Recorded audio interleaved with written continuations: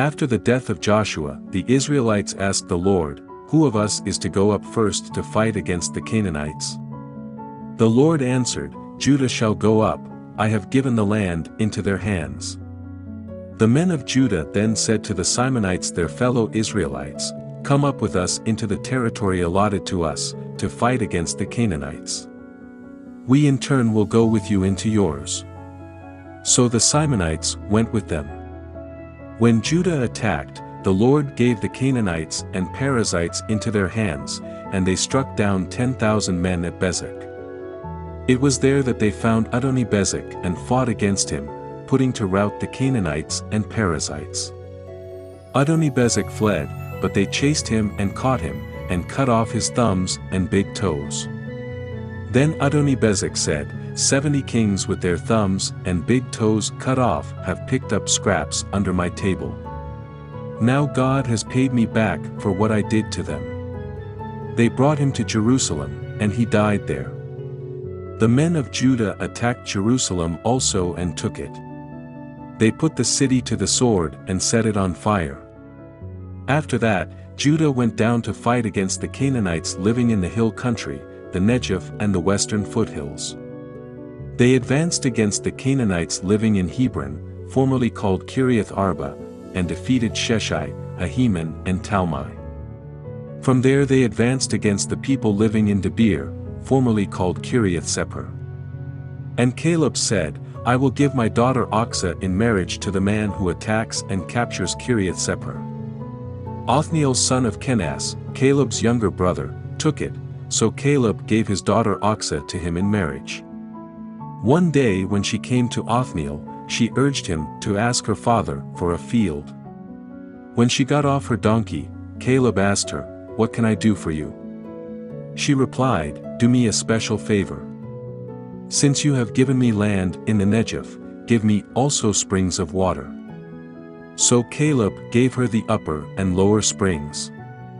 The descendants of Moses' father-in-law, the Kenite, went up from the city of palms with the people of Judah to live among the inhabitants of the desert of Judah in the Negev near Arad. Then the men of Judah went with the Simonites their fellow Israelites and attacked the Canaanites living in Zephath, and they totally destroyed the city. Therefore it was called Hormah. Judah also took Gaza, Ashkelon and Ekron, each city with its territory. The Lord was with the men of Judah. They took possession of the hill country, but they were unable to drive the people from the plains, because they had chariots fitted with iron. As Moses had promised, Hebron was given to Caleb, who drove from it the 3 sons of Anak. The Benjamites, however, did not drive out the Jebusites, who were living in Jerusalem. To this day the Jebusites live there with the Benjamites. Now the tribes of Joseph attacked Bethel, and the Lord was with them.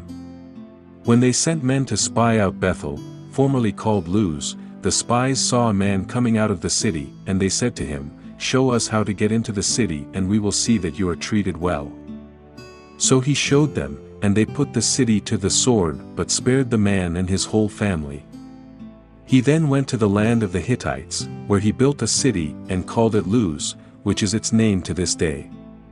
But Manasseh did not drive out the people of Beth-shan or Tanakh or Dor or Ibleam or Megiddo and their surrounding settlements, for the Canaanites were determined to live in that land. When Israel became strong, they pressed the Canaanites into forced labor but never drove them out completely. Nor did Ephraim drive out the Canaanites living in Gezer, but the Canaanites continued to live there among them.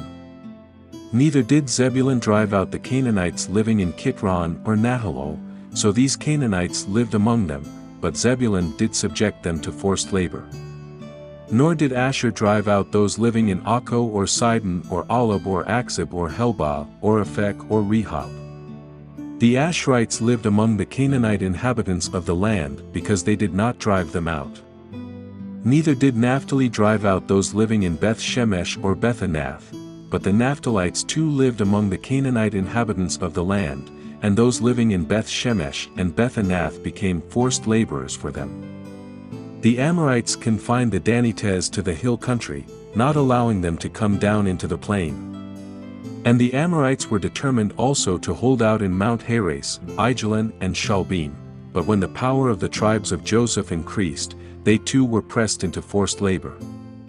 The boundary of the Amorites was from Scorpion Pass to Selah and beyond. For watching.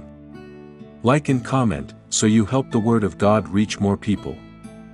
See other ways to support our project in the video description.